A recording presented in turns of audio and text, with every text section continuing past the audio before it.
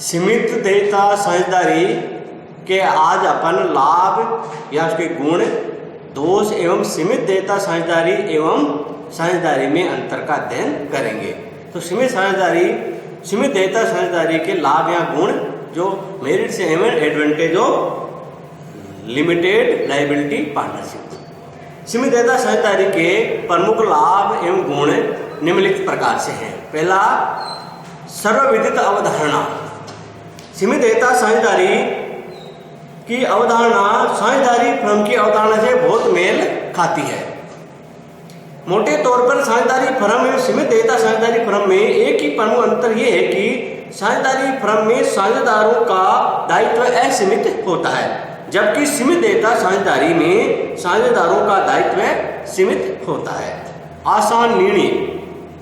सीमित देयता साझेदारी का निर्माण करना कंपनी निर्माण करने की तुलना में काफी आसान है। इसके निर्माण में बहुत ही कम औपचारिकताओं को पूरा करने की आवश्यकता पड़ती है। निगम निकाय के लाभ। सीमित देयता साझेदारी एक निगम निकाय अर्थात समावेशी संस्था होती है। फलतः ये एक कृत्रिम व्यक्ति है। ये दूसरों के साथ अनुबंध कर सकती है। ये अपने नाम से संपत्ति खरीद सकती है, रख सकती है, उसका विकास कर सकती है, उसी बेच एवं अंतरित कर सकती है। ये अपने नाम से बैंक में खाता खोल सकती है। ये विधि सम्मत किसी व्यवसाय, पेशे या धंधे को संचालित कर सकती है। ये दूसरों पर वाद प्रस्तुत कर सकती है तथा दूसरे भी इस पर वाद प्रस्तुत कर सकते हैं। इस प्रकार ये एक कृत्रिम व्यक्ति के सभी अधिकारों का उपयोग कर सकती है, किंतु ये शादी नहीं कर सकती तथा देश की सामान्य निर्वाचन प्रक्रिया में मतदान नहीं कर सकती, क्योंकि ये नागरिक नहीं होती है। नेक्स्ट लाभ है प्रत्यक्ष वैधानिक अस्तित्व। सीमित देयता साझेदारी का अपने साझेदारों से पृथक अस्तित्व होता है। फलतः ही अपने साझेदारों के साथ अनुबंध कर सकती है तथा उन पर वाद प्रस्तुत कर अपने विधिक अधिकारों को प्राप्त कर सकती है। नेक्स्ट लाभ है अविच्छिन्न उत्तराधिकार। सीमित देयता साझेदारी प्रारूप को अविच्छिन्न उत्तराधिकार प्राप्त है। इसके साझेदारों में परिवर्तन का इसके अस्तित्व पर कोई प्रतिकूल प्रभाव नहीं पड़ता है। इस प्रकार के साझेदारों की मृत्यु, दिवालियापन, मानसिक अस्वस्थता आदि का इसके अस्तित्व पर कोई प्रभाव नहीं होता है। ये तब तक अस्तित्व में रहती है जब तक कि इसका विधिवत समापन एवं विघटन नहीं कर दिया जाता है। सीमित दायित्व। सीमित देयता साझेदारी प्रारूप इसके साझेदारों को सीमित दायित्व का लाभ प्रदान करता है। ऐसी साझेदारों का साझेदार उसके द्वारा किए गए ठहराव के अधीन निर्धारित राशि के अंतरण करने के लिए ही उत्तरदायी होता है। सामान्य परिस्थितियों में इस साझेदारी के सभी दायित्व की पूर्ति इसकी संपत्तियों से ही की जाएगी। इसका कोई भी साझेदार इसके दायित्व के भुगतान के लिए व्यक्तिगत रूप से उत्तरदायी नहीं होता है। सीमित देयता साझेदारी उन दायित्वों के लिए भी तृतीय पक्षकारों के प्रति उत्तरदायी होती है जो दायित्व साझेदारों के उन गलत कार्य या भूल कारण उत्पन्न होते हैं जो उन्होंने उस साझेदारी के व्यवसाय दौरान अपने अधिकारों के भीतर रहते हुए किए हैं। नेक्स्ट लाभ है प्रबंधनीय सुविधा। सीमित देयता साझेदारी के कार्यकलापों के प्रबंधन में प्रत्येक साझेदार चाहे तो भाग ले सकता है। अतः जो साझेदार इसके कार्यकलापों के प्रबंधन में भाग लेना चाहे वे तथा उसके मनोनीत साझेदार उसके कार्यकलापों का प्रबंधन करने के लिए उत्तरदायी होते हैं। इसके अतिरिक्त इसके कार्यकलापों के प्रबंधन के सभी सामान्य विषय मामलों का निर्णय साधारण बहुमत से किया जा सकता है। जो विषय या मामले सीमित देयता साझेदारी के व्यवसाय की प्रगति को परिवर्तित या प्रभावित करने वाले होते हैं, उन पर निर्णय सर्वसम्मति से किया जाता है। इस प्रकार सीमित देयता साझेदारी के दिन प्रतिदिन के कार्यकलापों का आसानी से प्रबंधन करना संभव है। उद्यमिता का विकास। सीमित देयता साझेदार की अवधारणा उद्यमिता के विकास में महत्वपूर्ण भूमिका निभा सकती है। ये प्रारूप नए व युवा उद्यमियों को लघु व मध्यम आकार के उपक्रमों को सीमित जोखिम के साथ संचालित करने हेतु प्रेरित करता है। ये प्रारूप पेशेवर व्यक्तियों जैसे सीए, सीएस, वकीलों, डॉक्टरों आदि को भी मिलकर साझेदारी में सीमित दायित्व के साथ अपने पैसे का कार्य करने को बड़े पैमाने पर प्रेरित करता है। विज्ञानी और तकनीकी पैसे के लोग तो इस प्रारूप को अपनाकर भारी राशि का वित्त आसानी से प्राप्त कर सकते हैं और अपना उपक्रम संचालित कर सकते हैं। हित अंतरण। इस साझेदारी का कोई भी साझेदार जब चाहे इसमें निहित अपने हितों एवं अधिकारों को किसी भी अन्य व्यक्ति को अंतरित या हस्तांतरित कर सकता है। ऐसे अंतरण हस्तांतरण से इस साझेदारी के अस्तित्व पर कोई प्रतिकूल प्रभाव नहीं पड़ता है। इसके साथ ही अंतरित या हस्तांतरित को इस साझेदारी के कारोबार के प्रबंध एवं संचालन में हस्तक्षेप करने का हक भी प्राप्त नहीं होता है। अतः ऐसे अंतरण से इस साझेदारी के कारोबार पर कोई प्रतिकूल प्रभाव भी नहीं पड़ता है। साझेदार अन्य साझेदारों के कार्यों से बाध्य नहीं। सीमित देयता साझेदारी का एक लाभ यह भी है कि कोई भी साझेदार इस साझेदारी के अन्य साझेदारों के कार्य से बद्ध नहीं होता है। इसका कारण यह है कि इस साझेदारी का प्रत्येक साझेदार फर्म का एजेंट होता है, किंतु इसके दूसरे साझेदारों का एजेंट नहीं होता है। अतः इस साझेदारी के साझेदार एक दूसरे साझेदार के पार्षद रूप से एजेंट नहीं होते हैं। प्रत्येक साझेदार उसके अधिकारों की सीमा के भीतर ही फर्म का एजेंट होता है। अतः इसका कोई भी साझेदार इसके अन्य किसी साझेदार के कार्य के लिए व्यक्तिगत रूप से उत्तरदायी नहीं होता है। इस प्रकार साझेदारी फर्म की तुलना में इस साझेदारी का ये बहुत बड़ा लाभ है।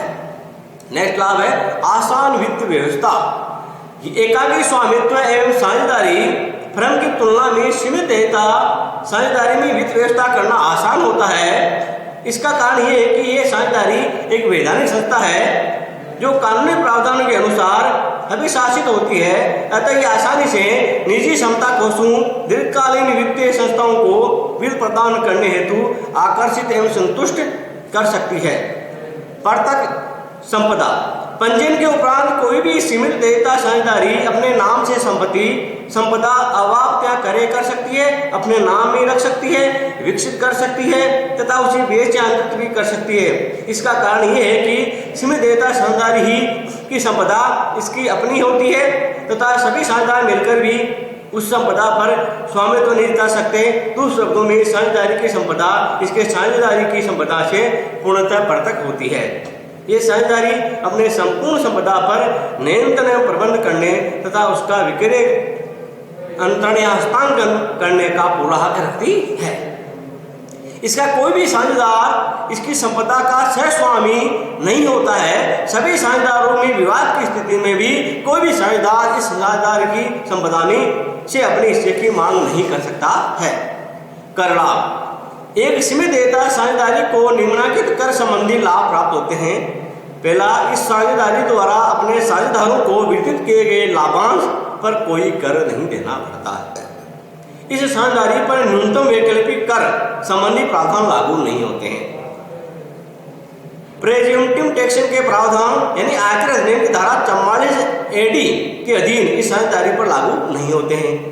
डीम्ड डिविडेंड संबंधी प्रावधान आयकर अधिनियम की धारा 22(2) के अधीन भी इस साझेदारी पर लागू नहीं होते हैं। इसके दोष और सीमाएं। सीमित देयता साझेदारी के दोष या सीमाएं।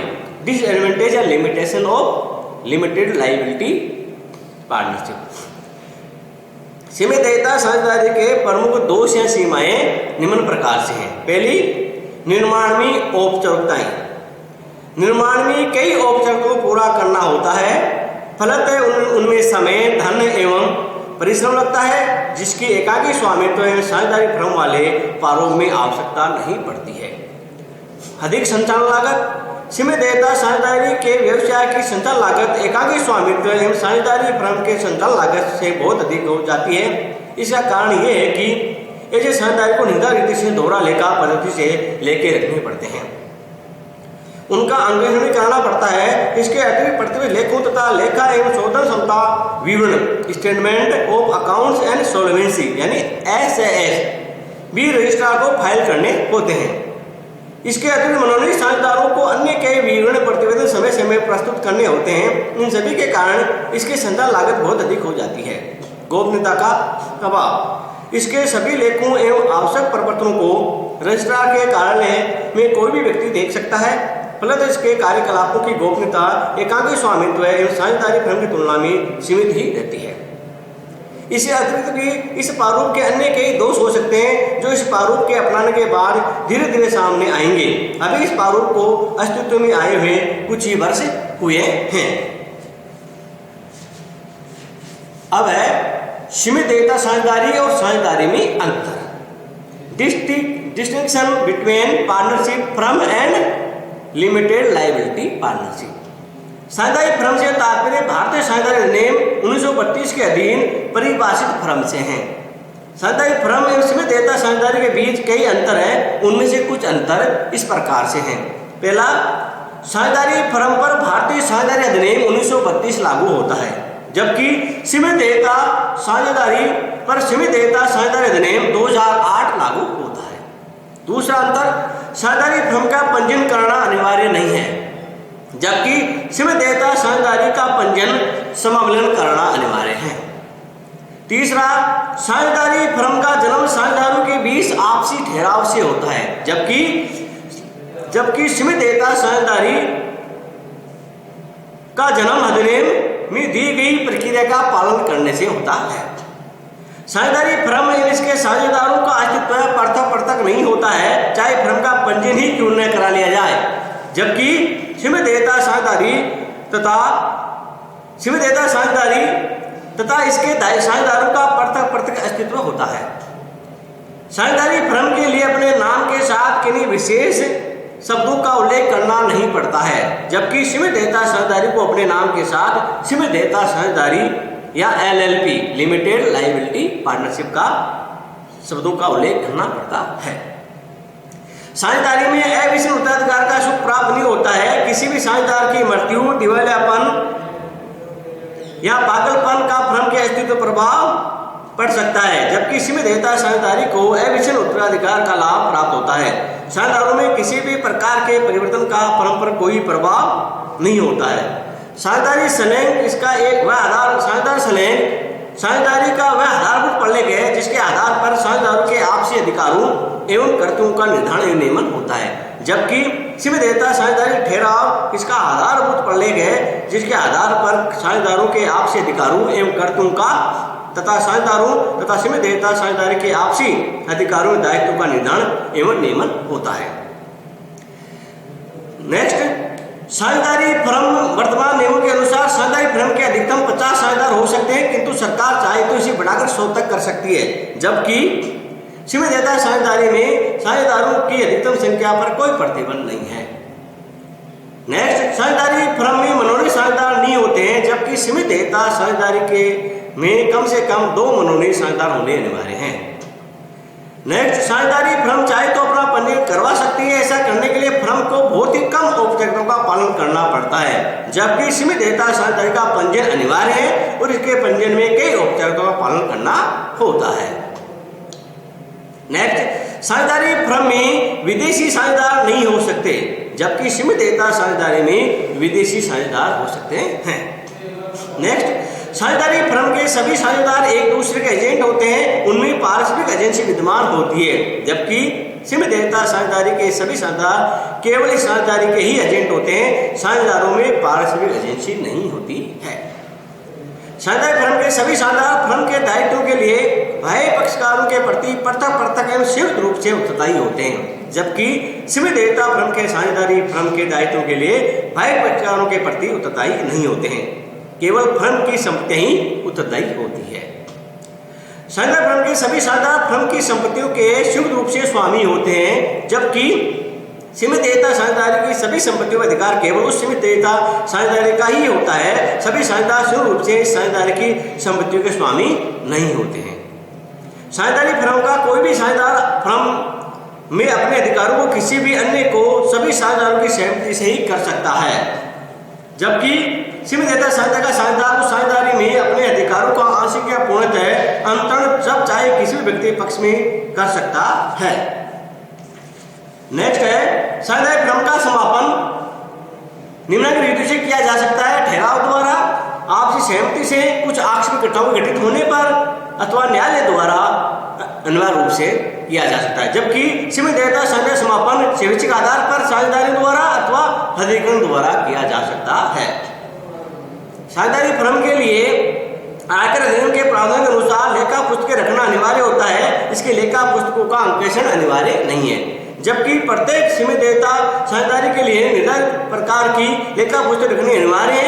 छूट प्राप्त वर्ग की सीमित देयता साझेदारी के अतिरिक्त प्रत्येक सीमित देयता साझेदारी को अपने लेखा पुस्तकों का अंकेक्षण करवाना पड़ता है।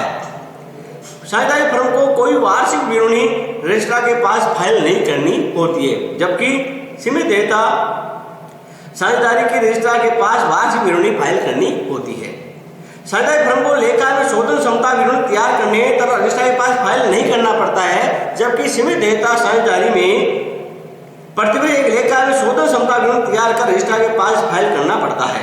और साझेदारी फर्म अन्य फर्मों के साथ मिश्रण सहमिश्रण का अनुबंध नहीं कर सकती, ये अपने साझेदारों या लेनदारों के साथ समझौता भी नहीं कर सकती, जबकि सीमित देयता साझेदारी अन्य साझेदारियों के साथ मिश्रण सहमिश्रण का अनुबंध कर सकती है, ये अपने लेनदारों या साझेदारों के साथ समझौता भी कर सकती है। इस प्रकार ये अपने साझेदारों के साथ समाविलन या सम्मिश्रण का कार्य कर सकती है। इस प्रकार अपन ने यह साझेदारी एवं सीमित देयता साझेदारी में अंतर का अध्ययन किया।